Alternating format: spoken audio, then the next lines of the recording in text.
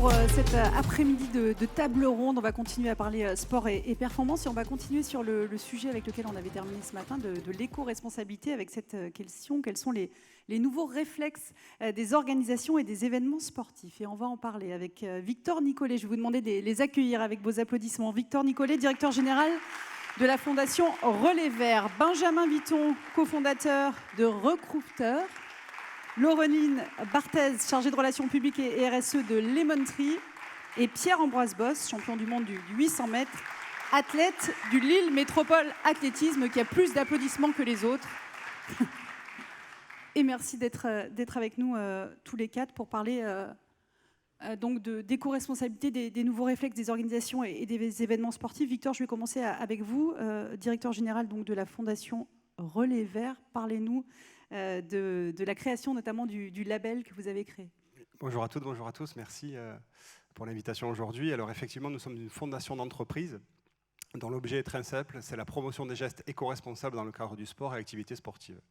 Donc très simplement, l'objet de la fondation et un des outils est de proposer une labellisation pour tout événement sportif qui souhaite s'engager vers plus d'éco-responsabilité. Et on a pris comme base, on va un petit peu le parcourir, la charte des 15 éco-engagements que beaucoup d'entre vous, je pense, connaissent. La version 2 est sortie mi-décembre 2021. Et sur cette base, connue et reconnue, travail du ministère des Sports, avec des ONG également, on se propose donc de traduire ces engagements chartes par une labellisation. Donc un accompagnement, un premier accompagnement sur l'organisation actuelle d'une structure et ou d'une course. Et ensuite, on pointe du doigt des solutions, on en parlera, des solutions concrètes.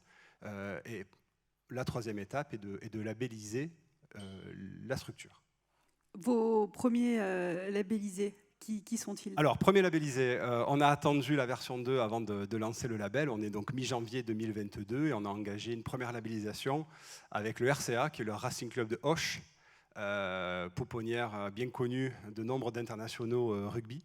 On continue cet été, on a démarré après un travail de préparation avec un petit club local, l'Olympique de Marseille.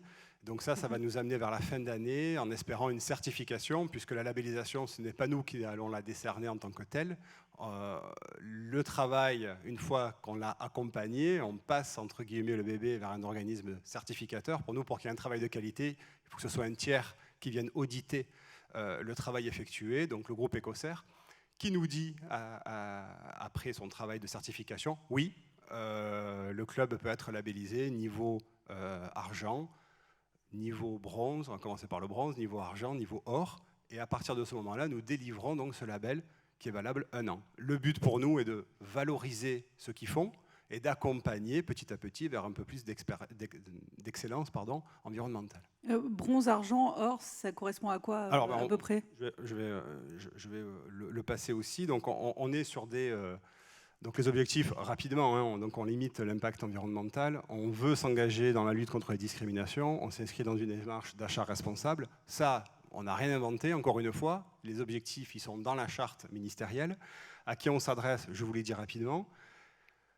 La genèse aussi, donc la co-construction du label, on n'a jamais été seul, on ne va pas bien loin, donc on a une filiale du groupe EcoCert qui nous a accompagnés.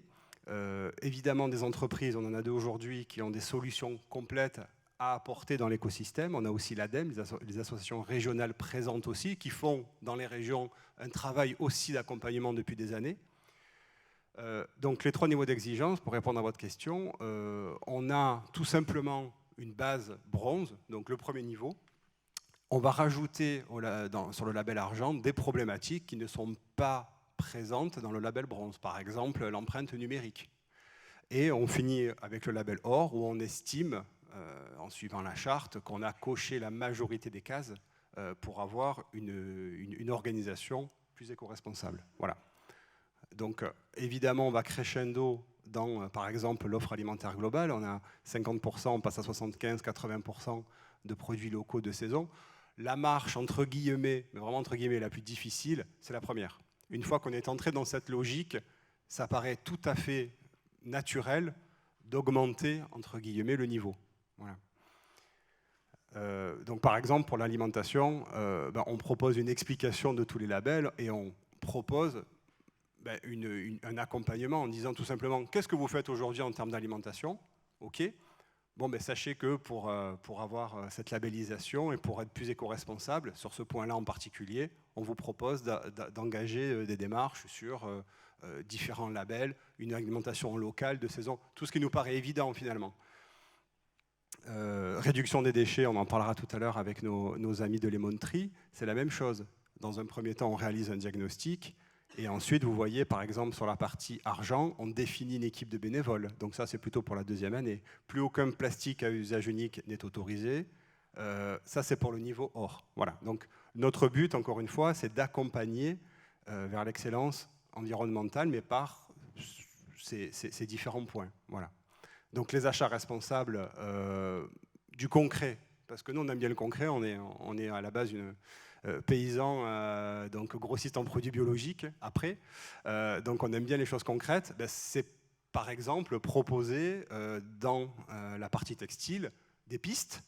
Un exemple concret, alors Nolt, ex-Phoenix, on les connaît depuis le début. Et au niveau de la recyclabilité, au niveau du produit proposé, voilà, on dit à l'organisation, ne pensez pas que c'est impossible, et on a déjà des solutions à vous montrer. Quand on est en face de grosses structures avec aussi une logique de sponsoring national, voire international, évidemment qu'on n'est pas là pour sortir Macron ou Nike. On est là pour dire à l'organisateur, si des petits, des moyens peuvent sortir des produits qui sont qualitatifs, avec un coût vraiment intéressant, demandez aux gros équipementiers de vous montrer et de vous fournir des lignes de produits qui sont basées sur ces référentiels plus éco-responsable. L'idée, c'est finalement pas de leur dire bon, c'est pas bien ce que vous faites, vos maillots ça va pas, c'est de proposer d'autres solutions. Tout à fait, c'est de montrer qu'on peut aller vers un mieux environnemental sans donner de leçons, mais en disant de notre côté, comme on l'a vu un petit peu ce matin, notre terrain de jeu, pour reprendre l'expression, c'est la planète, on n'en a qu'une, donc il faut quand même y aller là. Voilà. C'est le prolongement, hein, évidemment, de notre discussion ce matin sur l'impact du sport et les changements qui doivent être faits. De fait, tout à fait. Donc lutte contre les discriminations, on n'a pas non plus vocation à avoir évidemment dans le portefeuille toutes les solutions, et évidemment en interne toutes les compétences. Donc par exemple sur la lutte contre les discriminations, on s'entoure et on fait du sourcing tous les jours. Et quand on a une solution qui nous paraît pertinente à proposer, lutte contre les discriminations, voilà, on a un certain nombre d'associations et on les met après en relation entre elles. Voilà, donc informer, une mobilité durable également, hein, puisque l'impact carbone d'un événement, c'est aussi en forte partie le transport. Bon, voilà, vous les connaissez tous maintenant, Stadium Go, Popsleg, des solutions dédiées de covoiturage, il n'y a pas qu'elles, mais tout simplement, on propose ce type de solution sur l'événement sportif et ou course. Hein, voilà. Donc un exemple concret, je vous parlais des bébés du RCA. On a fait un audit sur les produits les plus consommés pour passer en local plus bio. Une offre saine a été rajoutée plus végétarienne. Alors on n'enlève pas, on propose une alternative, ça c'est pour l'alimentation. Les achats responsables, on a une Eco-Cup, maillot, short, chaussettes, donc Nolt. La gestion des déchets, on est sur un stade aujourd'hui où la communauté de communes mettait à disposition, comme c'est souvent dans l'Hexagone encore, un conteneur unique. Débrouillez-vous. Finalement, en 6 mois, voilà, on a un biflux qui a été installé, c'est le début, et puis on va aller crescendo avec eux, et en mobilité durable, une fois que le questionnaire a été rempli, on va mettre en place, le club va mettre en place, pardon, une solution de covoiturage. Voilà. Donc ça se fait assez naturellement. Un autre exemple concret, à taille humaine, un domaine golfique. Voilà, au niveau des achats responsables, les achats étaient faits de manière assez classique, d'une année sur l'autre, avec peut-être des gourdes qui venaient d'assez loin, avec du textile qui n'était pas forcément certifié. On les a fait bouger sur le sujet. L'alimentation, c'est pareil. La préservation des ressources, c'est pareil. Et on n'a pas mis ça dans la présentation. Évidemment, on est sur une logique aussi de réduction de l'empreinte d'une année sur l'autre. Vous parlez de faire bouger, c'est difficile de les faire bouger ou pas? Alors, c'est difficile. Le défi est d'avoir en face de nous des personnes qui ont conscience qu'il faut aller sur ces éléments-là. Ces éléments-là ne sont pas punitifs, ces éléments-là vont apporter de la valorisation à la marque qui peut être un stade, et vraiment on leur dit surtout n'ayez pas peur du changement, pour les raisons qu'on connaît tous, il faut y aller, mais en général on dit oui quand en face de nous on a vraiment une volonté d'avancer sur ces sujets-là. Voilà. Si on est sur alors ouais, on va peut-être bouger la première année sur l'alimentation, tu as raison, c'est intéressant, ça ne nous intéresse pas. Il faut qu'on ait une démarche globale, mais on passe du temps, ils ne sont pas seuls, donc on les accompagne dans ce but-là. Et l'idée, vous allez nous le raconter maintenant, c'est de leur proposer des solutions. Évidemment, ça c'est plus simple quand on propose des solutions. On va parler de 2 solutions. Exactement. Donc on a 2 solutions avec nous aujourd'hui. Donc je vais passer la parole à... On a un sujet que vous avez vu rapidement, qui est la gestion des bénévoles. On est aujourd'hui sur une date sport et performance. La performance, c'est aussi de s'occuper de l'humain. Et donc, on a une solution qu'on a sourcée. Puis on leur a demandé après s'ils étaient OK pour qu'on les mette en avant. Et donc, Recrutir, Benjamin va en parler mieux que moi. C'est une gestion spécifique qui va permettre de gagner un temps énorme par rapport à la gestion des bénévoles pour d'autres tâches RSE. Donc, Benjamin Vuitton, donc cofondateur de Recrutir, pardon. On peut le prononcer Recrutir. Ok, ça va alors. Racontez-nous ce que c'est Recrutir. Alors en fait, comme Victor le mentionnait, en fait, on va mettre en place un certain nombre d'actions en termes d'éco-responsabilité sur un événement. Mais en fait, derrière le déploiement humain, qu'est-ce qui se passe derrière ce déploiement de ces actions? En fait, c'est les bénévoles et c'est le staff. Aujourd'hui, la quasi-totalité des événements sportifs et culturels n'existerait pas sans la mobilisation de centaines, voire de milliers de bénévoles. Mais ce qu'on ne sait pas, c'est qu'en coulisses, derrière, pour l'organisateur, c'est un travail qui est super fastidieux, ça prend énormément de temps. Et l'idée de cette solution, c'est une solution qui va permettre de gérer, de coordonner des équipes de bénévoles sur un événement. Et donc du coup, quand on parle par exemple d'actions concrètes, quand on va dire, bah voilà, quand on est Ecotrail et on décide d'en finir avec les bouteilles de plastique par exemple, et qu'on va déployer des SodaStream, bah derrière par exemple, ça va mobiliser beaucoup plus de bénévoles. Quand on va, par exemple, sur la course du Grand Paris Express, où, par exemple, le parcours va se décider en fonction pour les ravitaillements, on va dire, il n'y a plus de bouteilles plastiques, mais on va faire le parcours en fonction du réseau d'eau de la ville de Paris. Tout ça, ça implique en fait de la mobilisation, de la mise en œuvre humaine, et ça passe par le bénévole et le staff. Et donc du coup, c'est la solution qu'on a développée. Donc, elle permet en fait de gérer, de coordonner des bénévoles pendant un événement. Alors racontez-nous comment. Alors comment ça marche en fait quand on a eu l'idée de développer cette solution, en fait, on s'est rendu compte que pour l'organisateur, gérer des centaines de bénévoles, ça prenait énormément de temps. Et la plupart du temps, c'était géré avec des outils qui n'étaient pas forcément adaptés, notamment des fichiers Excel, des formulaires Google. Et en fait, ce qu'on a fait, nous, c'est qu'on a décidé de centraliser l'ensemble de ces informations et on a décidé de lancer une solution dédiée à la gestion des bénévoles sur un événement. Et alors la solution, on l'a lancée l'année dernière. On est aujourd'hui 7 collaborateurs et on travaille avec un peu plus de 300 événements aujourd'hui qui servent notre solution.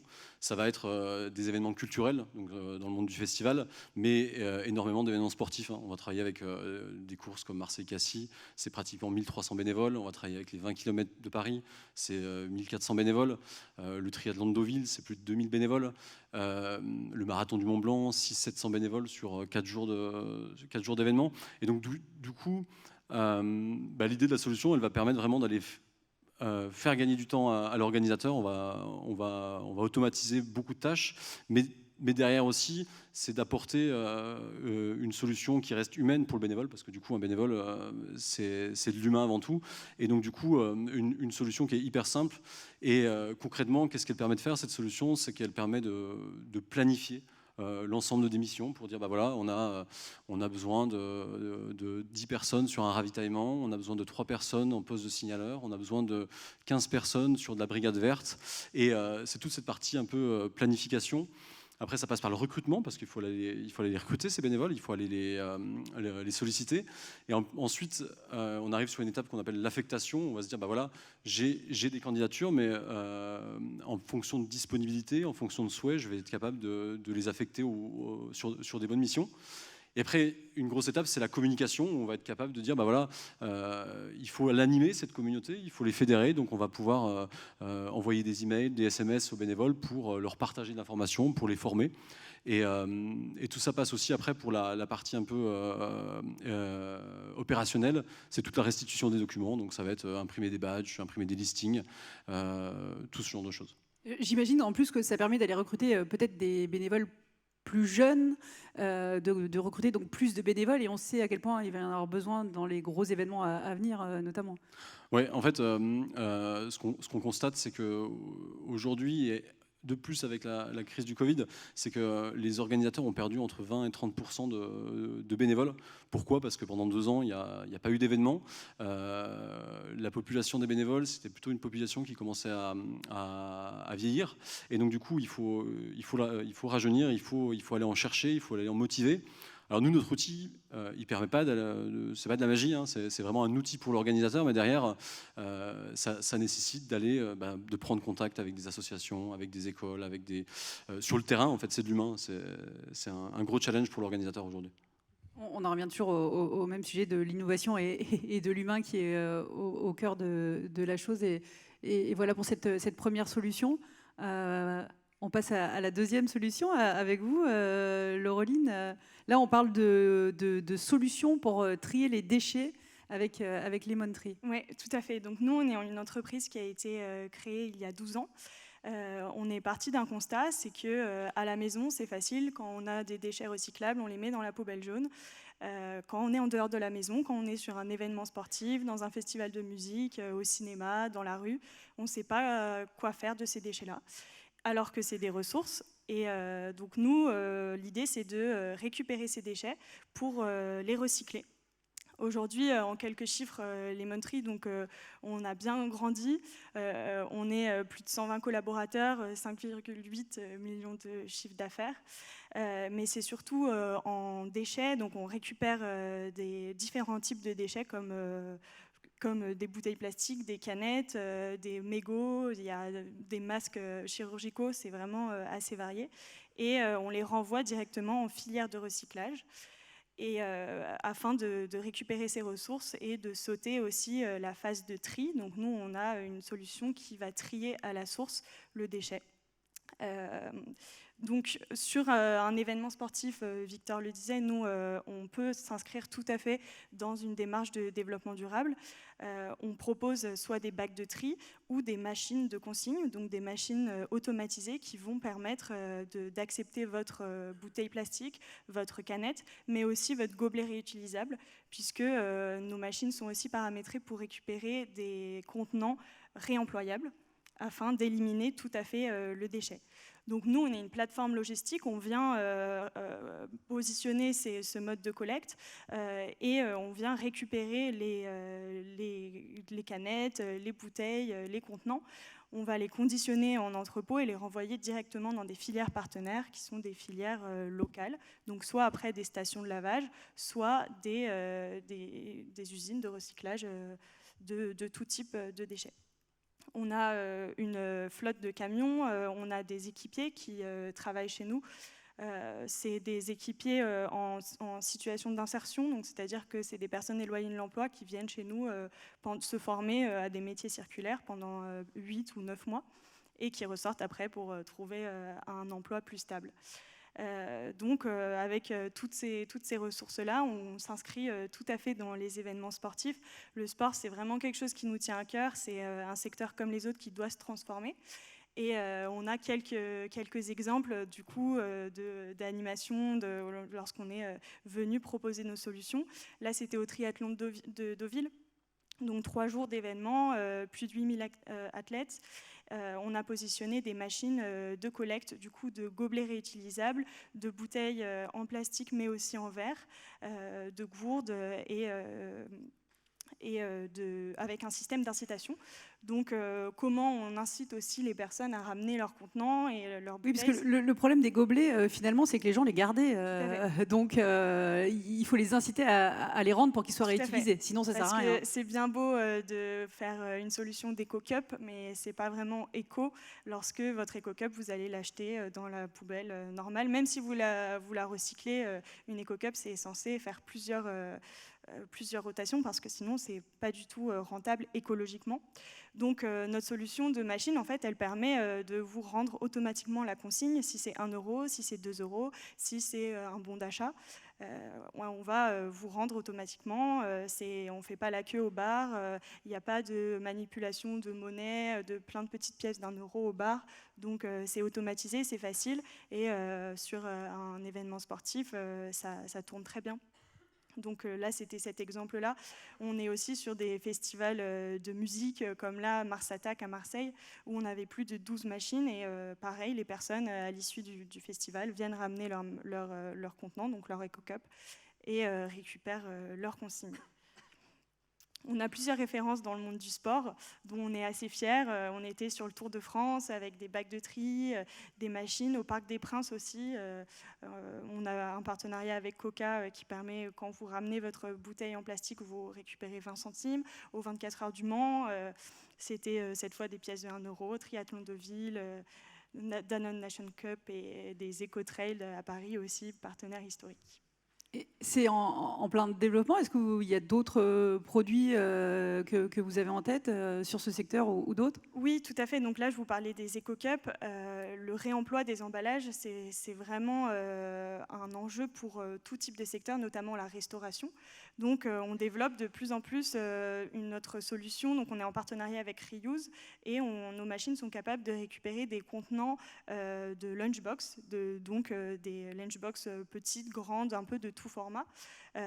Et ces machines, on est capable aujourd'hui de les mettre dans des restaurants d'entreprise. Là, on en a une au comité des Jeux Olympiques. Donc, les gens peuvent manger dans leur lunchbox et récupérer leurs consignes après. Les contenants sont lavés et on élimine tout à fait les déchets. Donc là, c'est vraiment la solution qu'on privilégie un maximum. Nous, on est un acteur pour réduire au maximum les déchets et lorsqu'ils sont là, au moins les recycler. Pareil, je vous pose la question à tous les deux. Qui est à l'accueil? Vous avez des entreprises, est-ce qu'ils se disent juste oh là là, ça va nous coûter de l'argent ou est-ce qu'ils disent en fait je suis obligé maintenant de passer par ces solutions parce que ça va dans le sens de l'histoire, parce qu'il faut le faire, parce qu'on accueille beaucoup de public, parce qu'on est responsable? Alors pour nous, en fait, nous, on arrive quand même sur quelque chose qui est quand même assez innovant. C'est nouveau ce qu'on fait. La plupart des organisateurs utilisent des outils comme Excel. Donc, ouais, l'accueil, il est plutôt positif. Il y a du changement, c'est de la conduite de changement, parce que quand on va dire on arrête Excel et on passe sur une solution digitalisée, c'est du changement, mais derrière, ils connaissent les bénéfices de ce changement, c'est-à-dire un gain de temps, mais également une meilleure connaissance des bénévoles, une meilleure qualité qu'on va offrir aux bénévoles. Donc, c'est plutôt positif. Ouais. Alors, il y a toujours des récalcitrants, mais dans l'ensemble, nous, on observe vraiment aussi une dynamique de changement, que ce soit dans les entreprises, dans les événements. Et ça vient aussi souvent des gens, des personnes, des participants qui sont sensibilisés. Et l'enjeu aussi, c'est de comment les sensibiliser.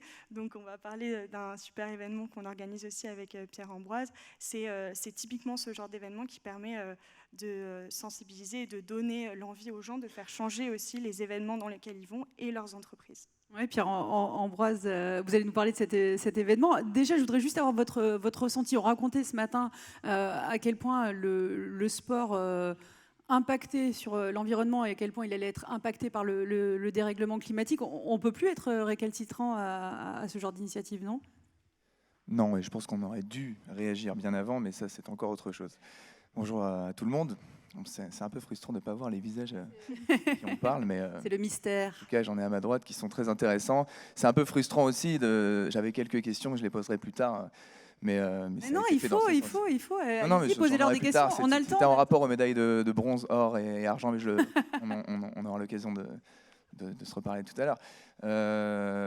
On est là pour parler de sport, effectivement. Alors, je pense que dans le sport, je pense que les sportifs sont foncièrement écologiques à la base, puisque voilà, quand on pratique un sport régulièrement, et peut-être que beaucoup d'entre vous ici en pratiquent régulièrement, on se sent bien, on a un véritable bien-être, et c'est important de le faire dans un environnement sain. Et plus c'est sain, mieux on se sent.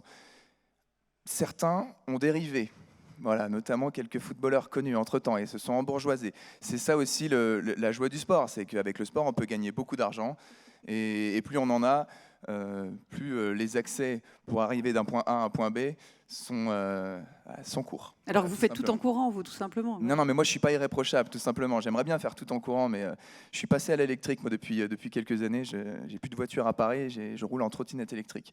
On m'a volé ma trottinette électrique récemment d'ailleurs. Si quelqu'un est dans la salle, le coupable est là. Vous le voyez pas, mais il est là, mais du coup vous le voyez pas, voilà. Ah oui, en plus. Et donc voilà, comme je disais, je ne suis pas irréprochable. J'ai une appétence particulière pour les voyages. Et dans mon sport, on a la particularité d'avoir 95% d'entraînement pour 5% de compétition. Et pendant les 95% du temps, je me suis amusé à partir en voyage un peu partout dans le monde. Et ça, c'était mon sport qui me le permettait. Je ne le regrette pas puisque j'ai vécu des aventures fabuleuses et j'ai des amis un peu partout dans le monde. Mais par contre, aujourd'hui, je ne le referai plus. Voilà. Et d'ailleurs, on me l'a reproché quand j'ai commencé à m'engager dans l'écologie. Et ils ont raison, ces gens-là, de dire oui, mais les petits gestes, d'accord, mais les gros gestes sont les plus importants. Donc aujourd'hui, on a l'industrie qui est un fiasco. Bien entendu, le coût des transports. Et aujourd'hui, l'avion, voilà, je ne serais plus capable à part pour aller aux Jeux Olympiques. Et encore, les prochains sont à Paris, ça devrait être mes derniers si j'y participe. Mais autrement... voilà, je vais refuser les grosses compétitions, notamment dans les pays un peu compliqués comme le Qatar par exemple, où on a une grosse Diamond League en athlétisme. Voilà, ça fait partie de ce genre de choses que c'est une sobriété que j'ai commencé à penser et à mettre en place petit à petit, bien sûr. D'autant plus qu'effectivement que vous pratiquez un sport qui est sobre par essence. Cet événement, alors parlons-en, c'est le LESC. Qu'est-ce que c'est le LESC ? Absolument. Alors, le LESC, qu'est-ce que c'est ? C'est le Lille EcoSport Challenge. Donc moi, ça fait quelques années avec mon grand ami Brian Cantero et le World Cleanup Day. Donc un jour, Brian m'a invité dans un clean-up à Lyon. J'étais en vacances et il m'a dit non, mais viens pas faire la soirée d'abord. Viens cet après-midi, il y a un clean-up, ça va être sympa. Je suis sorti de là vraiment avec comme s'il y avait de la culpabilité qui s'était évaporée de mon corps. Je me suis senti vraiment citoyen. Et voilà, donc c'est parti de là. Depuis, je participe à plusieurs clean-up partout où on va dans le stage. On va mettre l'affiche sur le grand écran d'ailleurs, parce que pour donner le rendez-vous, hein, c'est samedi 17 septembre. Oui, c'est ce samedi-là en fait, c'est après-demain, tout simplement. C'est là, oui, d'ailleurs. Donc, je trouvais qu'il y avait En fait, on était plusieurs à penser que c'était difficile de sensibiliser les gens, notamment au ramassage de déchets. Il y a une sensibilisation et il y a un aspect à comprendre que les déchets peuvent être revalorisés, mais également le geste en lui-même. Et ça, quand on fait des clean-up, on s'en rend compte. Les gens, soit ils rigolent, soit ils nous applaudissent. Ils ont des réactions disproportionnées, totalement incongrues, qui n'ont absolument... on se dit, ils le feront pas de demain, quoi. C'est pas ça qui va marcher. Donc on s'est imaginé comment on pourrait rendre un événement de clean-up ludique et éventuellement sportif.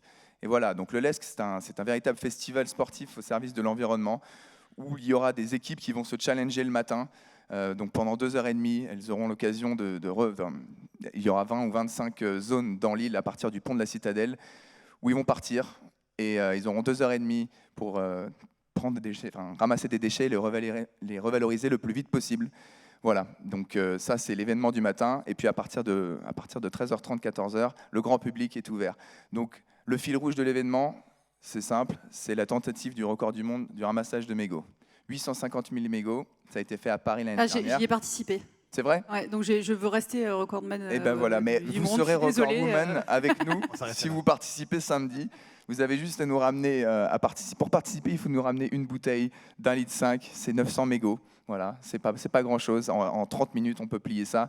Malheureusement, parce que c'est effrayant à quel point on ramasse des mégots quand on se lance dans ce défi. Bien sûr, en fait, quand on est piqué sur ça, on voit des déchets partout. Et les mégots, c'est encore pire. Il suffit de se baisser, et ça y est, on se baisse 2 fois, on en voit 2 de plus. Ça pousse comme des champignons. Mais voilà, si on s'y met tous, on y arrivera. Donc l'événement se distingue puisqu'il y aura un éco-village. Et justement, on a travaillé en ce sens avec Lemon Tree, mais pas que, avec Mego, puisque derrière, les mégots passeront de Lemon Tree jusqu'à une entreprise qui s'appelle Mego en Bretagne, et qui, eux, vont revaloriser derrière ces bouts de cigarettes en mobilier urbain. Donc 1 million de mégots, ça représente environ 30 bancs. Voilà. Donc on espère que ça finira dans les rues de Lille. Voilà, on est super fiers d'avoir organisé cet événement. On n'a pas été seuls là-dedans.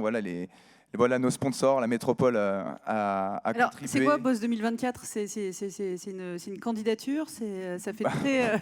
On aimerait, mais non, on n'a pas de programme. Simplement quelques idées et de la main-d'œuvre.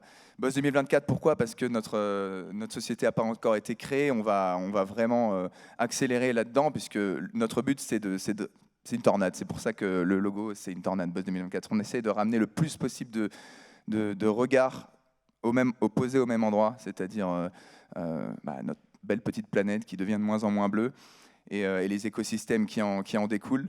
Donc moi aujourd'hui j'en ai un profond mal-être et c'est pour ça que je mets autant d'énergie dans le sport que dans ce genre d'événement. Aujourd'hui sur le LESC c'est Boss 2024 mais ça sera bien différent rapidement. On remercie vraiment la métropole lilloise, le Lille Métropole Athlétisme, mon club qui a mis de la main d'œuvre à fond et ils cartonnent ces gens-là. Sans eux cet événement n'aurait jamais eu lieu.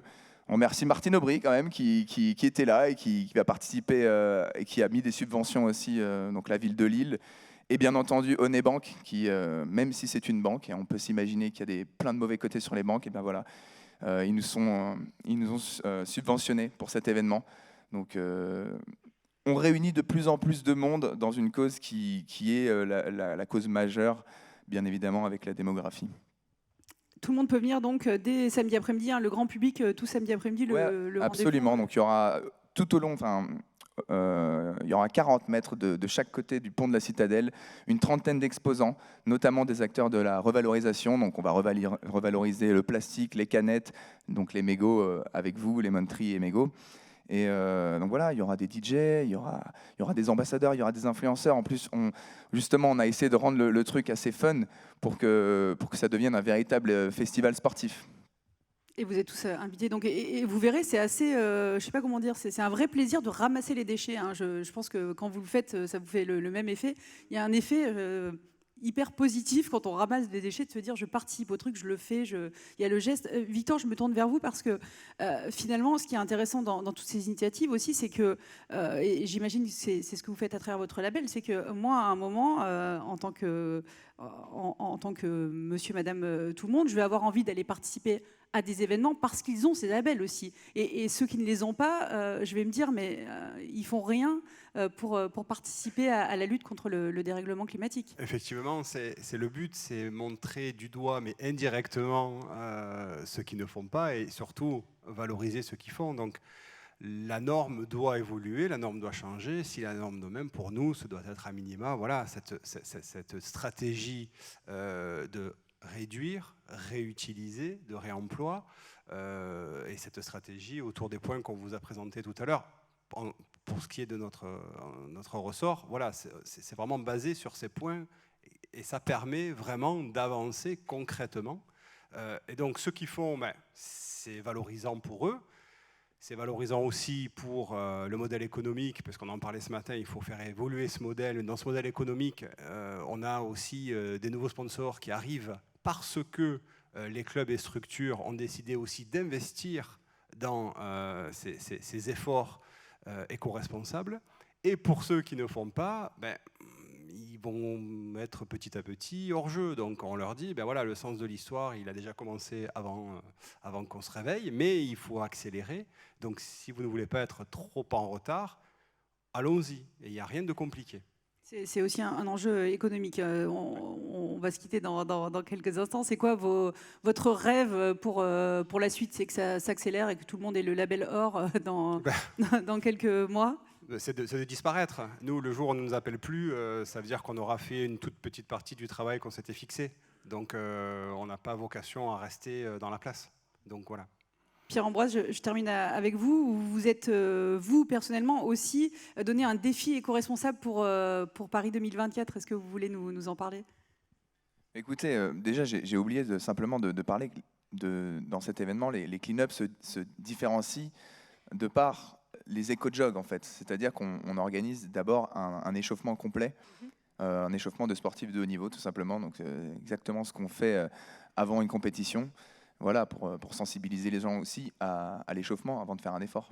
Et c'est aussi pour ça que c'est ce qu'on propose est un peu différent.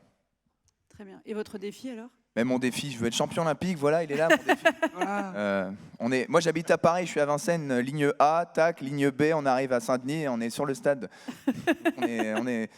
On est clairement écolo de bout en bout. Si vous voulez, je prendrai mon petit sac et ma trottinette électrique. Eh ben, on vous le souhaite. Merci beaucoup. Merci à tous les quatre. Et c'était vraiment intéressant de prolonger finalement la discussion de ce matin et de découvrir des solutions. Merci. Et je crois qu'on peut les applaudir. Merci beaucoup à tous les quatre. Et